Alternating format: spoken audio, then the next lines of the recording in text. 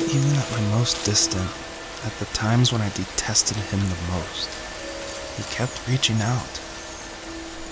For a year straight, he asked me every week when we were going camping. I thought he was just dense. Eventually, to shut him up, I agreed. We carried out the worn lawn chairs from the garage and set up a cinder block campfire at the site we had always used behind the house. We walked down the mountain path, talking in the warm sunshine we only got a couple months of the year. Those 3 obsidian rocks shimmered alongside the shore, almost like sparklers pressed against a dark window. I'll never forget that wet stone on my feet, or how those massive mountains looked even bigger in the lake's reflection. I felt small, but grateful. As the sun set, my dad found something I hadn't seen for a long time. The tree where I'd made my first carving when I was 6. I hadn't even carved it. My dad had helped me, but I still called it my tree.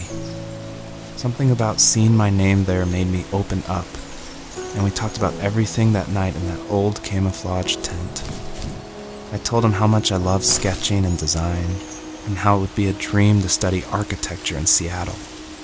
I told him how I didn't get along with my friends much anymore, but that I didn't mind being alone. He told me he was there for me, and he joked that if all he had to do was write my name on a tree to finally get me to talk, he would have left me carved logs with novels on them in front of my room every morning. I don't know why it took me that long to realize it, but it was then I knew how much he had sacrificed for me.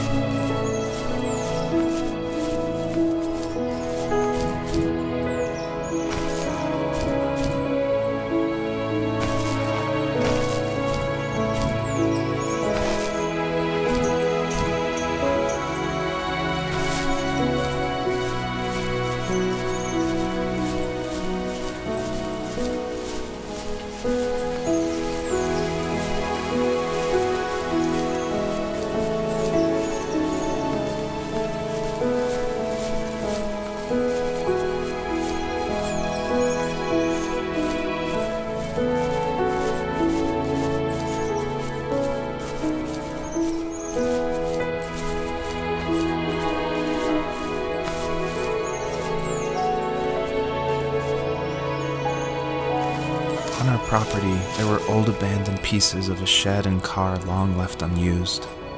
I used to ask him all the time who those people were that left all this junk, and I'm sure he got so tired of hearing it that he made up some elaborate stories how a brown bear ate them and haunted the woods afterwards.